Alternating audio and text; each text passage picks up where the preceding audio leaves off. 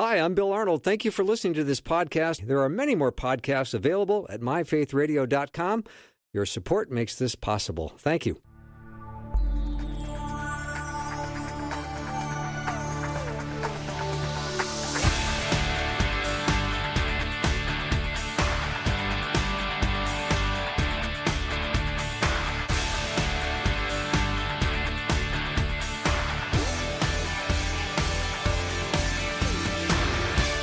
And a warm welcome to the afternoon show. I'm Bill Arnold, and must say this is one of my favorite times of the year.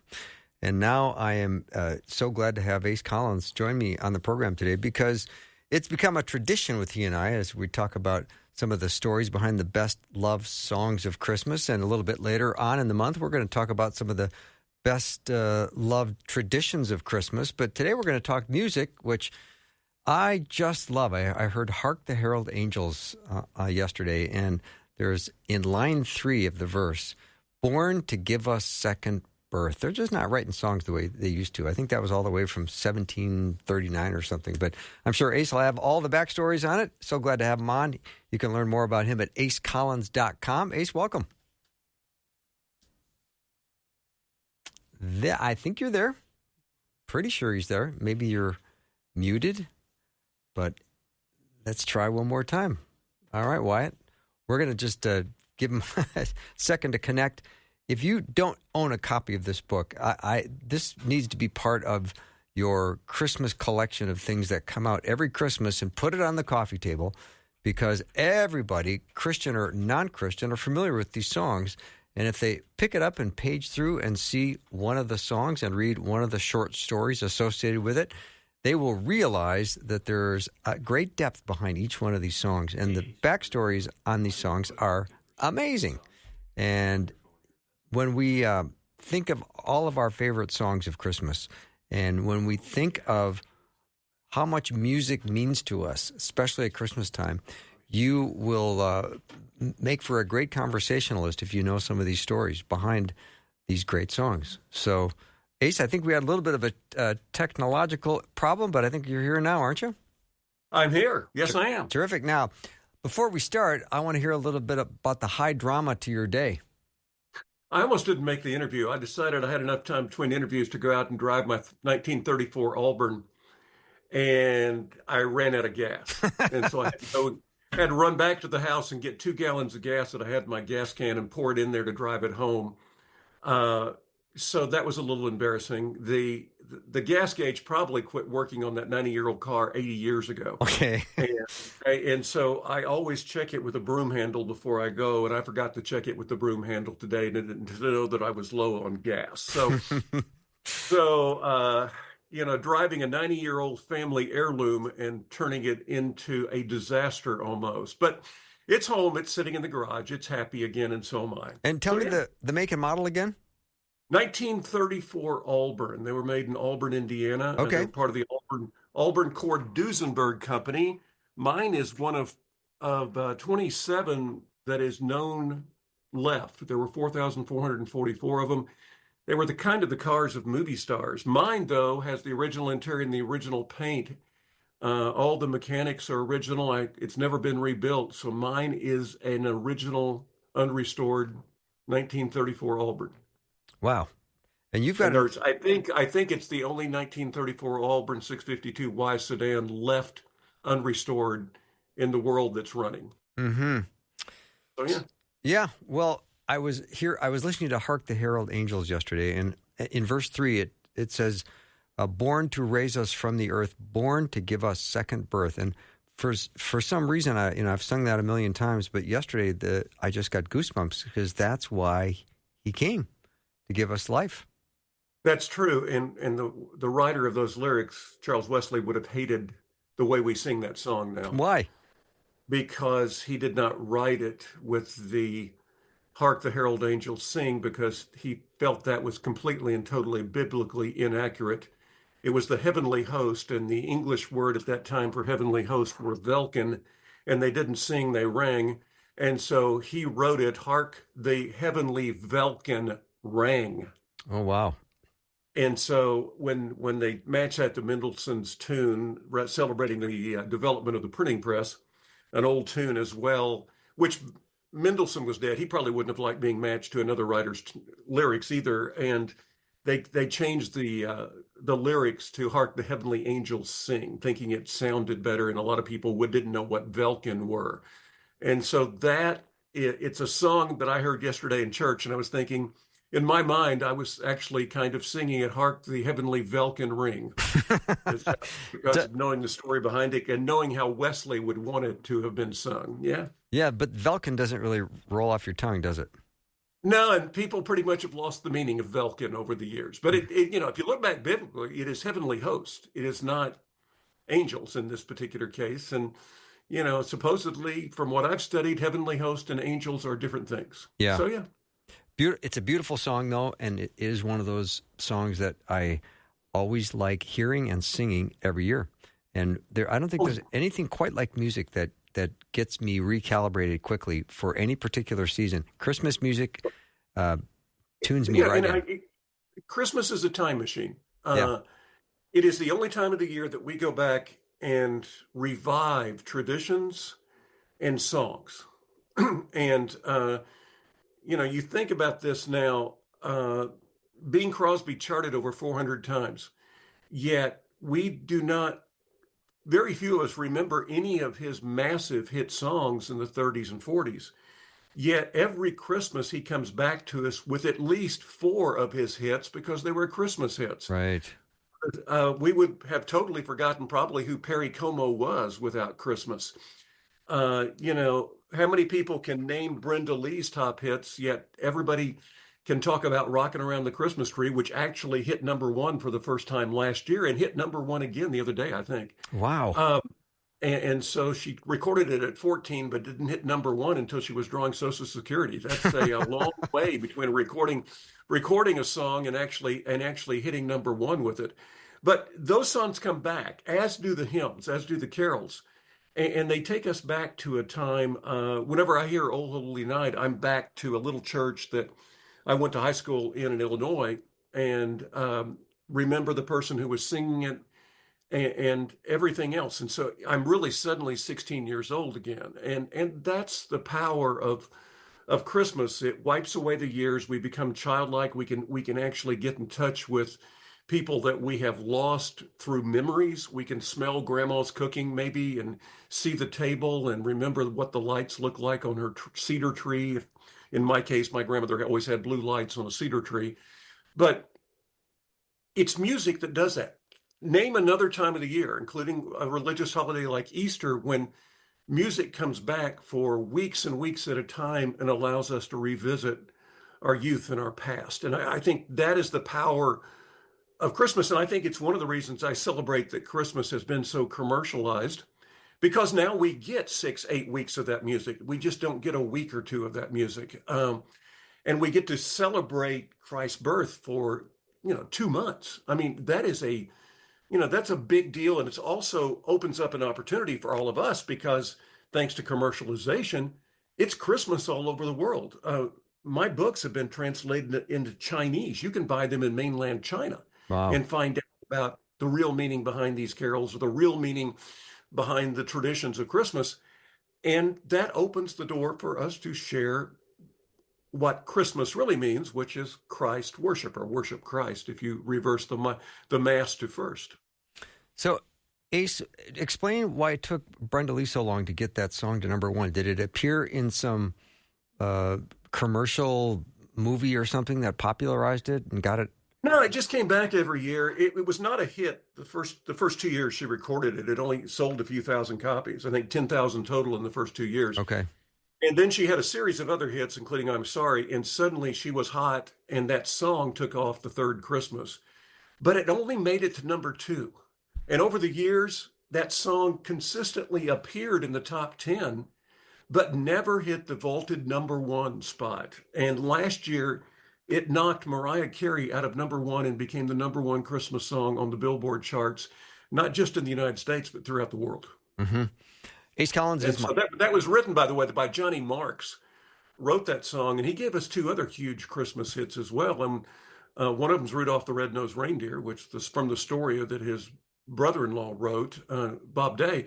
And the other is Holly Jolly Christmas, that has made Burl Ives a Hollywood icon. And That's we for would have sure. forgotten Burl Ives without Holly Jolly Christmas, Yeah. too. Oh, yeah. Boy, I can see Burl Ives singing that one. All right. Yeah. Ace Collins is my guest. Learn more about him at acecollins.com. Stories behind the great songs of Christmas is a book you just need to pull out every year, have on your coffee table. Let's talk about Have Yourself a Merry Little Christmas, Ace. Have Yourself a Merry Little Christmas is, a huge hit by Judy Garland. I recommend people to dial into Sydney Christmas, who just this year won Britain's Got Talent, an amazing vocalist, and she has put out a new version of that song as well that you can find by Googling it. And her version is different than Judy's, but it's effective as well. Judy did not want to record that song initially because the songwriters had included a line that she did not like. That was a World War II movie, Meet Me in St. Louis, that it was written for. And Judy was just did not like the line, in the first verse about, you know, this may be our Christmas last. Next year, we may be celebrating in the past, or something along those lines. And she thought it was too much of a downer for people during World War II who were Mm-hmm. separated by war. And so she had them change it to more upbeat lyrics before she would record it. Now, those lyrics would have fit real well with the plot of Meet Me in St. Louis, but I think it became a hit, one of three songs that were released in World War II that we still listen to today because of when it was released, and that being World War II and people being separated, and Have Yourself a Merry Little Christmas, White Christmas, and I'll Be Home for Christmas all became kind of secular prayers for a reunification of family and hoping that there would someday be peace on earth again. Uh, Judy's version is one that it's kind of like Nat King Cole singing the 1946 song written by Mel Torme and Robert Wells, which is just called the Christmas song. Mm-hmm. Chestnuts roasting on an open fire. I don't think you can have Christmas without Judy and Nat and Bing singing the songs I just mentioned. I mean, I don't think Christmas can officially start, not just here, but around the world without those three songs. Oh, it's so good. When you were during the golden era, now you've got these movie studio executives, and they've got songwriting teams, and they're writing songs, but they're working in sync with the artist that's going to be singing them. In this case, Judy Garland, and she had feedback about lines she didn't like. I was surprised to hear that's the way it was working back then. It was. As a matter of fact, people will find this very unusual. It's Irving Berlin brought the musical score to Holiday Inn to Bing Crosby in 1941. And in early December, he listened to the music, and Berlin said, "Hey, I really wrote some good music, but my Christmas song is just horrible. I'll play it for you, but it's just, it doesn't do anything for me. It doesn't do anything for the movie." And he played the Christmas song, telling Bing he didn't want to use it in the movie. Bing heard it and said, no, we're keeping it just like it is. And it was White Christmas. But Berlin, the songwriter, thought it was a lousy song. He didn't think it was up to his standards. Bing recognized the absolute wonder of White Christmas. And then just a few weeks after hearing it on December 25th, 1941, 3 weeks after America entered the Second World War, when America was rattled and wondering, can we win this thing on two fronts, and how many people are going to be lost? And you were having wives say goodbye to husbands and mothers and fathers say goodbye to children. He sang that song for the first time a long, long time before that movie was to be released. And so he had not planned on actually cutting that song till late 1942 and recorded it. Actually sang it live on the radio in 41. And the NBC switchboard lit up. They wanted to hear it again and again and again. And so that song became a hit before it was ever recorded. White Christmas did. I was hearing something about the story of Irving Berlin, and it really is quite fascinating. His family came to the United States and ended up landing at Ellis Island in about 1901, and there were 7 kids in the family, and I think his dad died when he was young, and he had basically dropped out of school by the time he was 12 or 13. He And that, worked at every job in the world that he could find and then wrote songs on the side. I Yeah. know. And he didn't feel like he could bring enough money into the family, so he ran away from home when he was about 13. And that was it. He He took did. care of himself after that. Worked in restaurants and everything else, and eventually became a Tin Pan Alley songsmith, Yeah. selling songs cheaply. And that he was such a genius at it. It's also unusual how much he loved Christmas because he was a Jewish man. Yeah. A And Russian yet Jew. his friends were all Christians, and he absolutely fell in love with the tree and the music and all of the other things that were associated with the holidays. And so, therefore, he loved writing Christmas music. I Mm-hmm. mean, he decorated the tree. Everything in his house looked like Christmas long before he wrote White Christmas. Yeah. And died in 1989 at age 101. So he had a nice long life. Yes, he did. Probably the greatest songwriter of popular music Yeah. of the last century. Mm-hmm. Yeah. Ace Collins is my guest. We're going to take a short break. We'd love to hear what is your favorite Christmas song if you're interested in hearing the background on it. I bet Ace would know, but give it a shot. 877-933-2484. His amazing book, I Have It, I Love It. It comes out every Christmas, and I know you're going to love it as well. Stories behind the great songs of Christmas. Let me make sure I get the title right. Stories behind the best loved songs of Christmas. There we go. We'll be right back.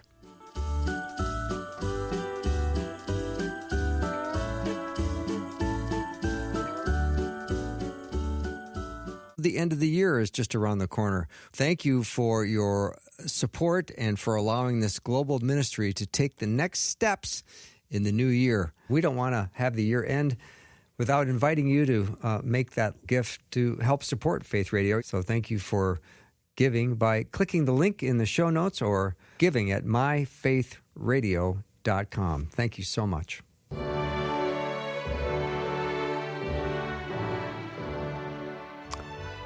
So glad to have one of two conversations I'm going to have this December with Ace Collins. He's written over 100 books. The one we're chatting about today is Stories Behind the Best Loved Songs of Christmas. And once I sent that ask out, the first one that popped up on the text line, Ace, was Silent Night. And I know I'm an easy cry, but every time I hear that, here come the tears. We shouldn't even know this song. I mean, this song, I mean, seriously, this song was a stopgap measure. I mean, a young priest in his early 20s, assigned to his first Christmas Eve Mass in Obendorf, Austria, had planned the entire service around music, and he got to the church and the organ didn't work. Most people kind of know that background story. They think mice ate the bellows. No, that wasn't it. It was just an old organ that had been going out for a while. And he was in a panic. He rushed across town to his friend Franz Gruber, who was a school teacher, and Joseph Moore said, what are we going to do? And Gruber offered to play guitar with the music, and Moore said, no, the music doesn't work with guitar.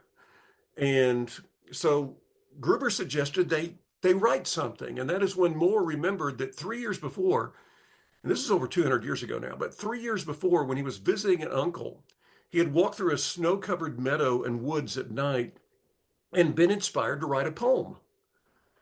What is amazing to me, knowing myself, is he was able to rush back to his office and find that poem he had written 3 years before. I probably would have had to dig for a week to find it, but he found it. He immediately knew where it was. He brought it back to Gruber. They set it to music, and that song, Silent Night, became the song that saved that Christmas Eve service in Obendorf, Austria that night.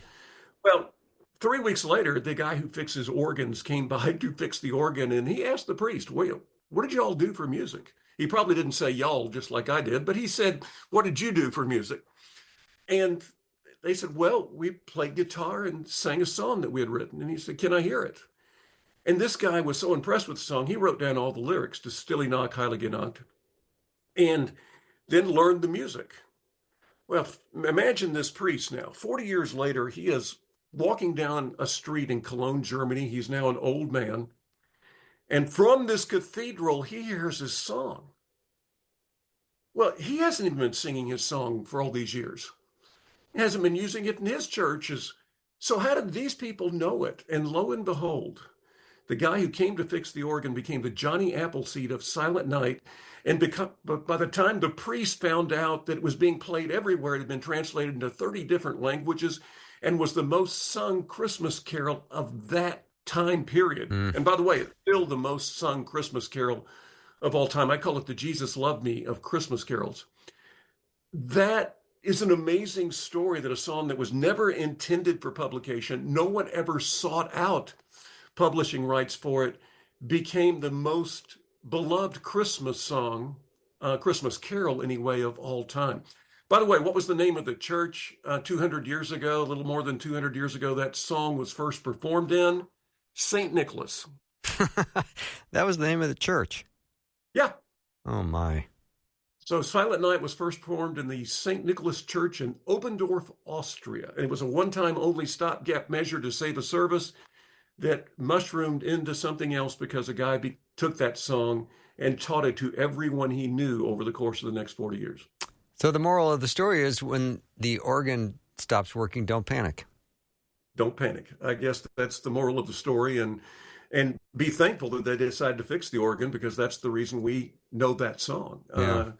After all of these years. By the way, you mentioned the book a while ago. I want to mention that if you go online and order the Stories Behind the Best Loved Songs of Christmas, order it in the green cover version. I love the blue cover version, which was the original version. There's no difference in the two books other than the fact the blue cover version has become a collector's item and they charge a whole lot for it. And you can get the green covered version for a normal retail price. Okay. And so save yourself money, get these same stories and get the green cover version at your booksellers, not the blue cover version. All right. I just got another text, Ace Collins. It says, I read my stories behind the best loved Christmas songs every year, and I give it as gifts every year. My hairstylist is getting the one wrapped on my counter right now. That book has sold over 1 million copies. By the way, for your listeners out there that get discouraged after somebody rejects them into sharing their faith, or someone rejects an idea they have, that book, I shopped that book for 10 years, and it was actually rejected by 27 publishers before we found a home. And it was the book that sold over 1 million copies and hit number 3 on the best-selling charts and that first year. And so never give up on a good idea. Also, never, just because you get a rejection, give up on sharing what's important to you with other people. Ace, was that the book that after you had established a relationship with the publisher, they suggested that you write a book about the best love songs of Christmas, and you said, hey, I already submitted that idea like a long time ago? No, actually, I had written, they suggested initially I write a book about the stories behind gospel music's greatest songs, which I did, called Turn the Radio On. And then they came back to me after that book went into its fourth printing and said, is there anything else we rejected we should have bought? And that's what I got a chance to pitch this. Oh, that's very funny. All right. Ace Collins is my guest, and his book is Stories Behind the Best Loved Songs of Christmas. If you have a song you just love at Christmas time and it's just one of your favorites, send me over what song it is, and I'll ask Ace if he knows its background. 877-933-2484. Ace, talk about Good King Wenceslas. Good King Wenceslas is an interesting tale because it is about an actual person. It's about a guy whose name was not Wenceslas.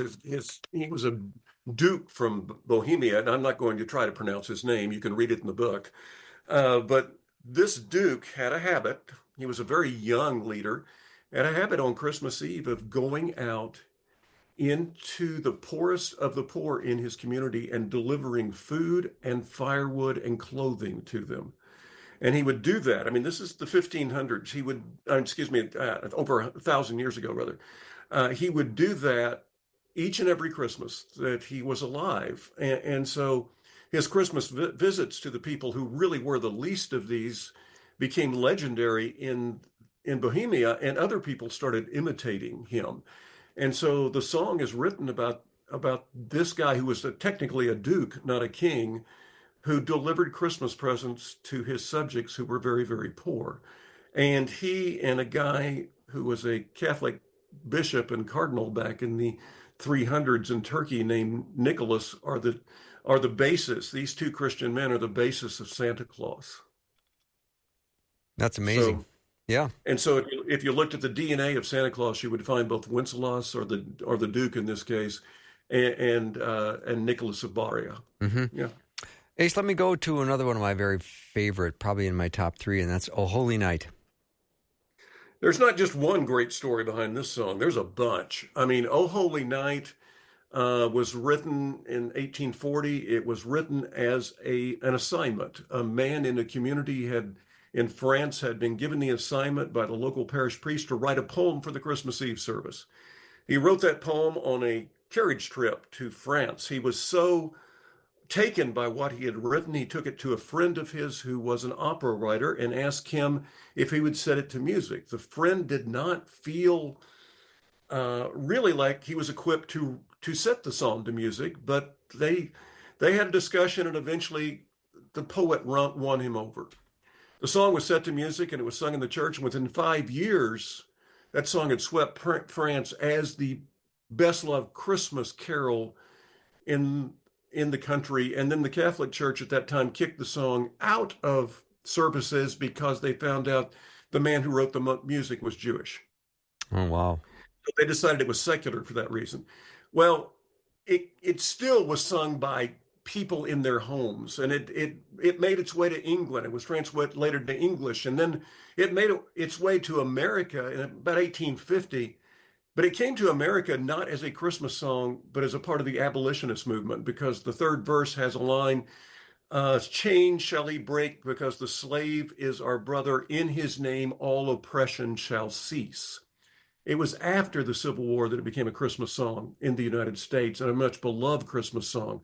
A few years after that, the Franco-Prussian War was going on, and a man jumped out of a foxhole, started singing "O Holy Night." It was answered by "Silent Night," and suddenly the two sides did create peace on earth with a truce for 24 hours and celebrated Christmas together. By the way, that happened again in World War II and World War One, if you've heard that story, with the same two songs. Mm-hmm. Then finally, in 1906, a man named Fessenden, who was a man who had worked for Marconi at one time, knew Edison, did something that both men told him was impossible, and that is create a transmitter that was powerful enough to transmit the human voice.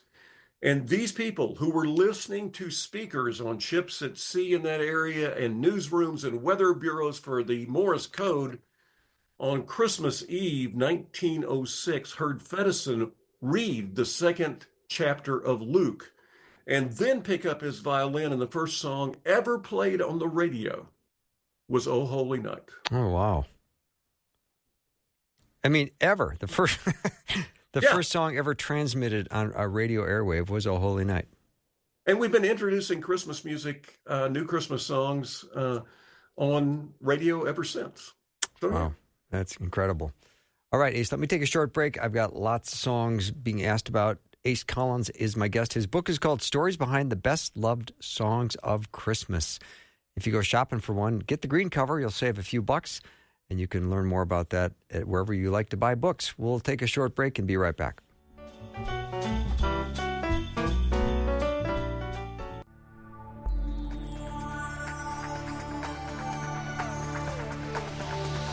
It's the afternoon show with Bill Arnold. Prime time, drive time. Let's get it started. Jump in your car. What's for dinner? It's the afternoon show with Bill Arnold. I sure love Christmas music, and one of my favorite December traditions is getting a chance to talk to Ace Collins not once but twice, and this is number one of two. Today we're talking about stories behind the best loved songs of Christmas, and it's a book that he has written a while ago that's sold over 1 million copies, and I'm always glad to be talking about these songs that I have enjoyed my whole life. And then you hear more of the background of these songs, and they just mean more to you. So another request that just came in, Ace, is "Joy to the World." There's always there's an exclamation mark at the end of that. I love that. You know, and "Joy to the World" is one of those songs that we talked earlier about songs you cannot go through Christmas without hearing, and "Joy to the World" is one of those songs. I mean, you have to have it, and when you combine one of the greatest hymn writers of all time, Isaac Watts, with a master tune with a master composer, you get ultimately one of the great Christmas songs of all time. I love the story of Watts because Watts did not, his father was a preacher, and Watts constantly complained as a teenager about how boring church services were. And they sang the same songs over and over again. They were all songs from the Psalms with about 5 or 6 different tunes.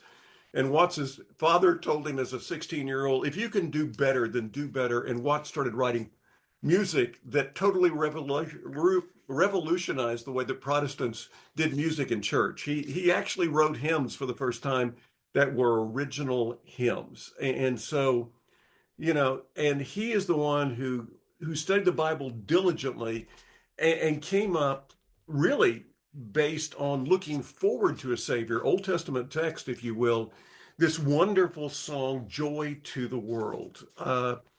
They sang it for quite a while in the church at Christmas time in his father's church. And then about 40, 50 years later, Lowell Mason from New Jersey, who was a choir director, actually wrote the music that we sing to it to this day.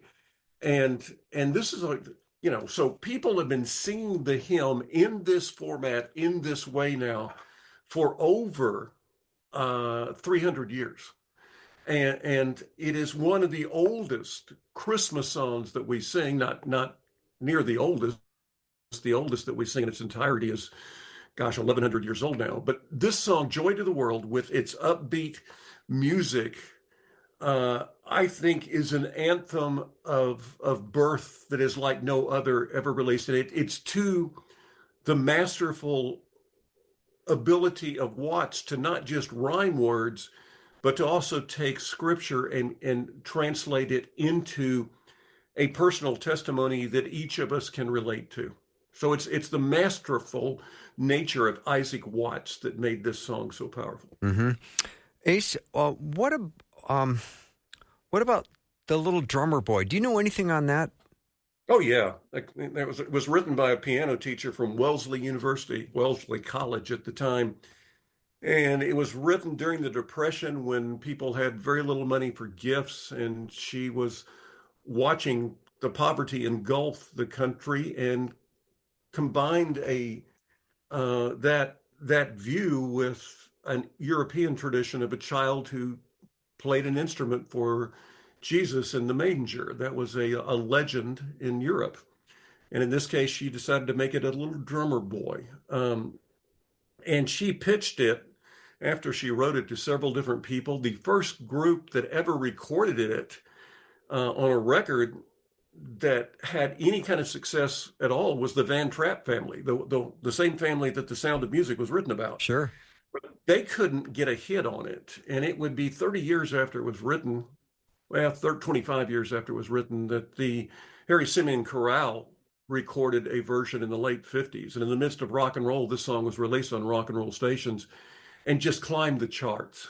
And so sometimes, once again, you have to wait for success. And so here's a song born of the Depression that came to life in the midst of the Cold War.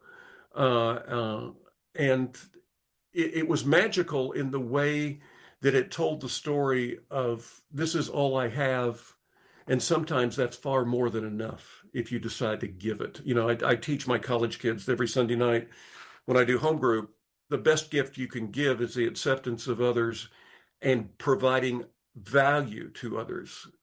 This is a song that shows the value in individuals giving of themselves in with the talents they have. It's not big, it's not earth splashing, but it does change one life at a time. By the way, the Harry Simeon Chorale then turned around and recorded Do You Hear What I Hear 2 years later for another major hit. And that song was written by a Frenchman who came to the United States and fell in love with a piano player in the lobby of a New York hotel who spoke no French. And somehow they fell in love, even though they didn't speak each other's languages, and ended up writing the carol, Do You Hear What I Hear? And their names were, I love this, their names were the man Noel and the woman Gloria. I love stories behind the songs. This is great. Ace Collins is my guest. His book is Stories Behind the Best Love Songs of Christmas. Ace, what can we learn about O Come, Emmanuel? It's the oldest song in its entirety that we still sing. We don't know who wrote it. It was written by some monk years and years ago. Obviously, it's called, the O song because every verse begins with an O, both in Latin and English as we sing it. It's a very easy song to sing, one of the easiest of all songs to sing. Compare singing this to, which I think has 7 different notes, to O Holy Night, which strains your vocal cords, and you can tell that this is an old Latin song made to be sung in church with people who were very simple people with a very simple musical instrument. And if you listen real closely, you can go back to those old stone churches and hear those monks singing it in its original form. And to think that a song that was written probably around 900, 950 is still out there and alive and something that we sing to this day is a testament to the power of the season. By the way, there's another song that we sing part of that is even older, and that's Gloria in Excelsis Deus. There was an edict written in 130, and we didn't start celebrating Christmas on December 25th until 200 years later, about 330 was when that date was defined. But in 130 AD, one of the church leaders gave an edict that said, after the reading of the Gospel of Luke, 2nd chapter, all of the congregation should sing Gloria in Excelsis Deus. So part of that song existed in 130 AD. And if you think about it, songs were passed along orally. They weren't published back then. And that meant that song had to be kind of old at that particular point for all the congregations to know it. So it doesn't stretch your imagination much to think that the person who wrote some of those lyrics may have actually witnessed Jesus as a person walking the earth. Mm-hmm. Ace Collins is my guest. His book is Stories Behind the Best Love Songs of Christmas. What about I Heard the Bells on Christmas Day? I love that song, and I love hearing bells, which I don't think we hear very much of anymore in America. No, and it was right after it was right at the end of the Civil War when Henry Wadsworth Longfellow wrote that song, and he wrote it in the midst of despair.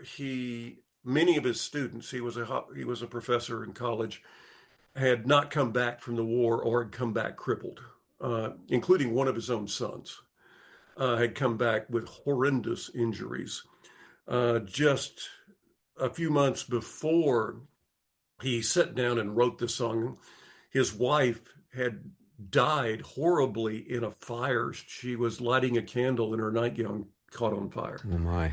So he was not in a mood to celebrate the Christmas season. And he sat down on Christmas Day to write the poem. And if you read the first few verses, they are downers. I mean, and then suddenly he hears the bells on Christmas Day, and God is not dead, nor doth he sleep, is one of the lines that's written in there. And you can see his reawakening of faith.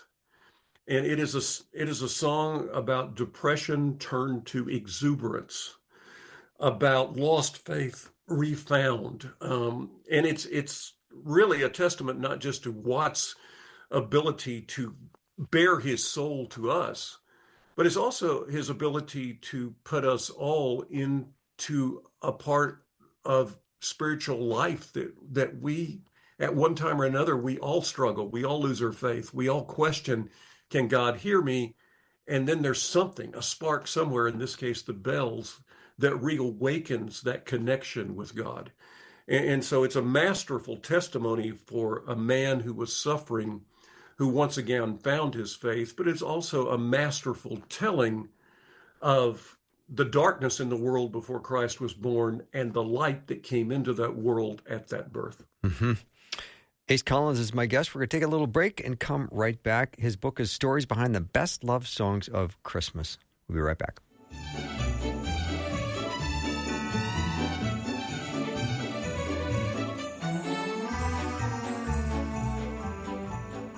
Welcome is a word said universally all over the world. Every language on the planet has their own way of making a friendly greeting. At Faith Radio, when we welcome, we really mean it. Learn more about us by requesting a free welcome pack gift. Text the word welcome to 877-933-2484 or visit myfaithradio.com to request your welcome pack today. And a warm welcome to you.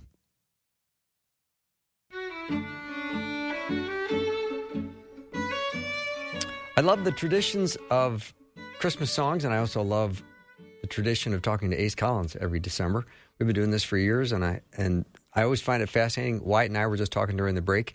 It's really fun to hear the stories behind these songs of Christmas, and that's the name of his book, Stories Behind the Best Loved Songs of Christmas. Ace Collins is my guest. Ace, talk about Rudolph the Red-Nosed Reindeer. This is really one of my favorite stories. Yeah, Bob May was a copywriter who was living in Chicago in a tenement apartment, a two-room apartment, with his wife and his 4-year-old daughter, Barbara. His wife was suffering from cancer and was not in good shape, and it's her medical bills that placed them on the wrong side of Chicago. And the little girl evidently felt cheated because she had never known her mother healthy, and so she climbed up into Bob's lap and asked him the question one November night, why can't my mommy be like all the other mommies in the world? And Bob wanted his daughter to know a little bit about his wife's personality. And so he injected her personality along with a touch of his into a character and made up a story for the little girl. And she wanted that story again the next night, so he embellished it some more. And he had no money for a Christmas gift. And so what he did was he used his skill as an artist, and he drew pictures to go with the words of his story. And the last few pages are tear-stained because his wife dies of cancer. And people are coming to their apartment on Christmas Day, not with glad tidings, but to mourn.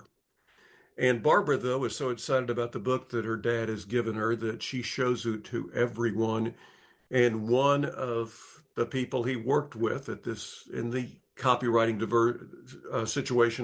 copywriting job at this large company, said, you need to read this at the company New Year's Eve party. He did, and the head of the company bought all rights for the book. And that moved Bob to a nice section of town where he could raise his daughter and begin life again. And meanwhile, for the next 7 years, every child that sat in Santa's lap in this company's department stores got a copy of this book. Well, Bob got remarried, and when he got remarried, his new brother-in-law was a songwriter. And the brother-in-law said, hey, let's write a song about, your character. And Bob explained, well, I don't own the rights anymore. Well, they went to the head of Montgomery Ward, who gave them the rights to the book back. Oh, wow. And which wouldn't have happened in today's corporate world, but they did. And they wrote the song. Bing Crosby had already had 3 Christmas hits, turned it down. Dinah Shore, who wanted a Christmas hit, she had charted over 400 times, turned it down. Bob Hope, who desperately wanted a song that was a Christmas hit to basically challenge his best friend Bing Crosby, turned it down. Another singer-actor turned it down as well until his wife heard it and said, Gene Autry, you got to cut the song about the reindeer nobody will play with. and that song, I think, is a wonderful example of Christmas in so many different ways, because it was a gift given with love when the man had nothing else to give. Mm-hmm. He gave a talent, and he gave a gift given with love, and that gift came back magnified to the giver time and time again. It also kept the personality and the spirit of a woman that a child never knew and kept it alive. Oh, that's so beautiful. I hear the story, Ace, and I just find myself choking back the tears. I actually was autographing books one time, and it was at the Louise Mandrell Theater in Pigeon Forge, Tennessee in 2006. And I had a lady come through with 4 kids, and she got a book for each one of the kids. And we'd autographed 400 and some odd books that night, and she waited till last. And she asked for a picture, and then she hugged me and she said, thank you for telling that story on stage tonight, and thank you for writing it in the book, because now I know my kids will never forget me. Every time they hear Rudolph, they'll remember their mom loved them. And I asked her the story, why she said that, and she was dying of cancer, and she would die 3 or 4 months later. I got a notification from one of her relatives. but she was going to tell those kids the story of Rudolph and remind them that every time they heard Rudolph, they would feel their mother's love. And so Oh. I think I kind of went through all the rejections and kept pitching that book for that lady and her 4 children. Yeah. Beautiful. Ace Collins is my guest. Stories Behind the Best Loved Songs of Christmas is his book. Ace, what about Do You Hear What I Hear? Yeah, we mentioned it earlier with Noel and Gloria writing that song. We mentioned a little bit of the backstory. The song was inspired because Noel had been in France as a young man and had many of his family members put into concentration camps. He saw many others killed during the war, and with the growth of the Vietnam War, coupled to what had happened in Korea, his hopes had given out. He didn't think there would ever be peace on earth, and so he and his wife sat down and fleshed out his feelings and his heartache into that song and gave us one of the great Christmas carols of all time. When it came out, it was not unusual for people hearing it the first time to pull their car off the side of the road and just sit there in their car and listen to that song the first time it played out. That is the huge impact it made in the early 1960s. Oh, that's powerful. Another song I just love is Away in a Manger. Away in the Manger was written by not Martin Luther, even though it's called Luther's Cradle Song.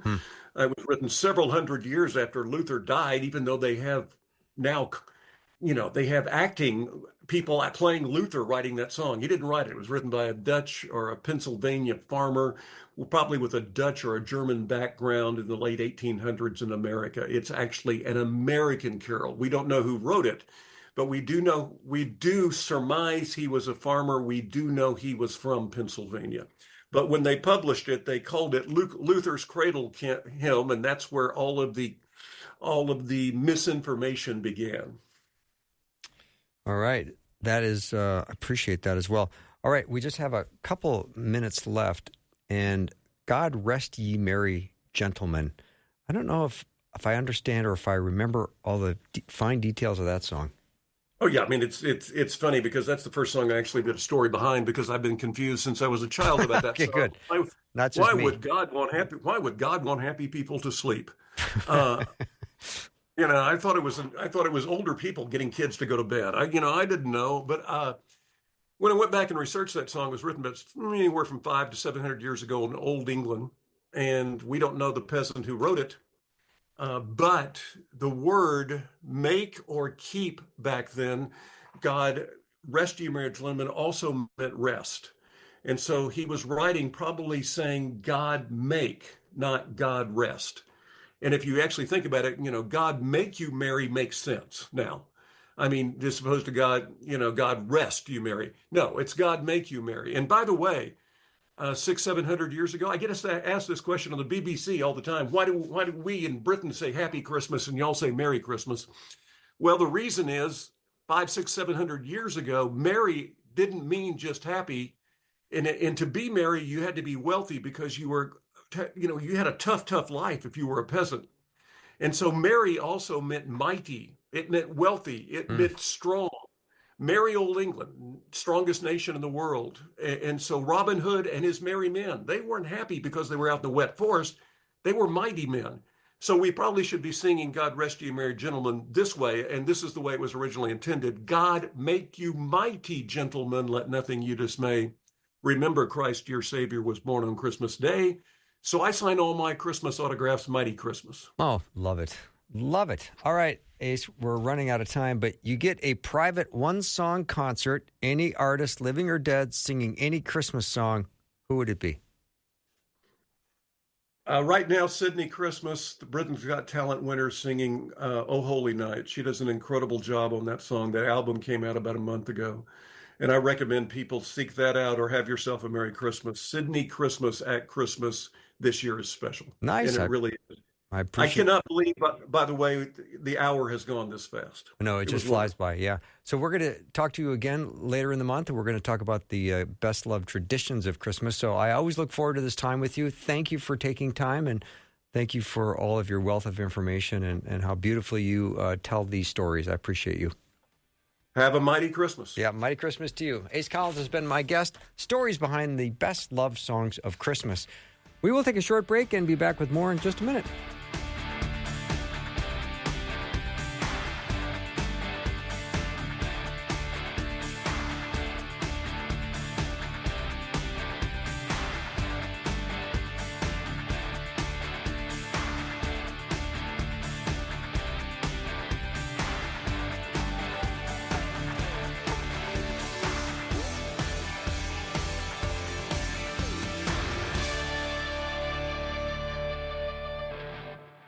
Thanks for listening. Programming like this is made available through your support. Information available at myfaithradio.com.